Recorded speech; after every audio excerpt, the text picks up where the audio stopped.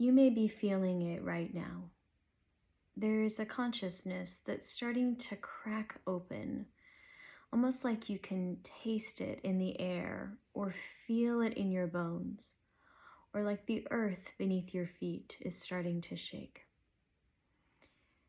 Everything that cracks open, even what starts to fall apart or dissolve, is making way for a new paradigm to take its place, for something new to rise beneath the cracks that are slowly breaking open, a new consciousness that is not just for you or me, it is for the we that intersects us all together. And you are part of this movement.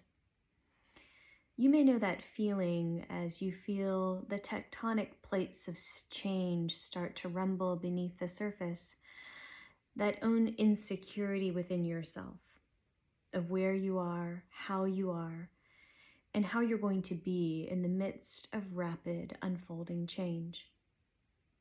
Now is the time for each of us to begin to solidify within ourselves, not just an external validation that everything will be okay in the face of change, but that there is an inner singularity within you, a soul source of oneness and union, almost an absorption within yourself that knows unequivocally that you have everything you need to not just endure times of change, but to start to actually perceive a new way through it.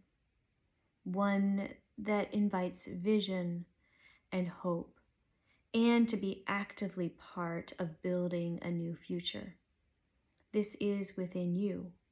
It is within us all. We are in the season of equinox, that evenness of day and night, and it's an opportunity for us to consider how there may be an evening out within yourself. On a very basic level, you may consider, how much of my world is externally focused? How much am I paying attention to everyone and everything outside of myself? Or how much am I focusing within? Truly engaging in the wintering of this season, to dwell within, to indwell, to immerse, to engage in that deep inner landscape that invites you to start to tune out what is happening around you. I want to pause and say that this almost sounds like navel-gazing or narcissism. The invitation is not to simply go into a hole and never emerge. Instead, when you practice indwelling and immersion, when you truly allow yourself to descend within to the point in which you begin to tune out external influences, you are better prepared and equipped then to start to engage with the world. That is that evenness of footing between the inner world and the external world.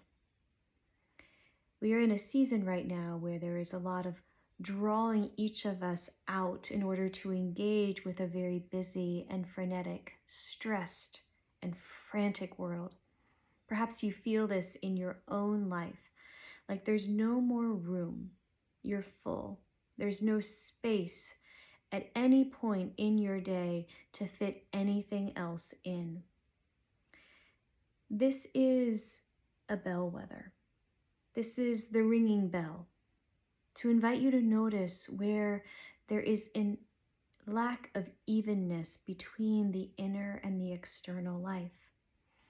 And this may be, from my own humble opinion, but this may be what is starting to crack open in our world. For how long have we lived actually outside of ourselves, peering in objectively and empirically as though we are watching our own lives like a movie, observing, objectifying, evaluating, standing as witnesses of our own experience?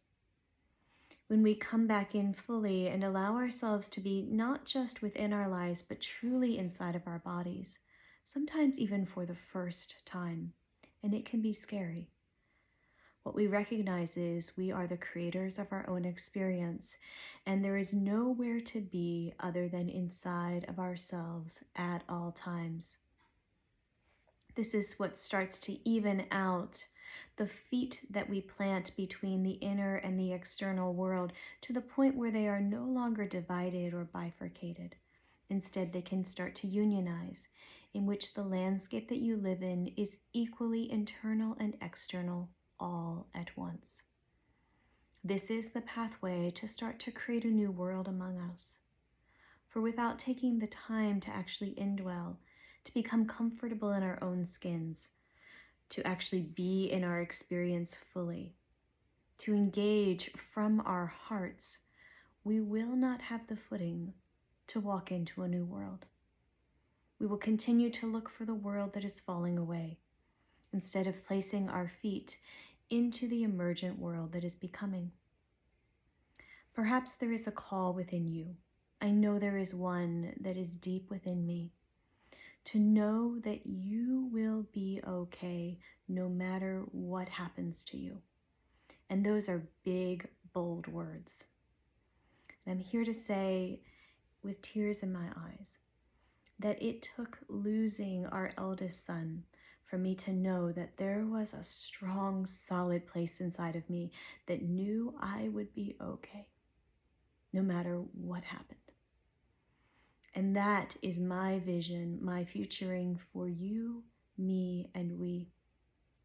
That all of us would find that solid, sure, unequivocal, solid place on the inside that does not change, no matter what starts to fray and crack open in our world, in our lives, even what starts to crack open within our own hearts.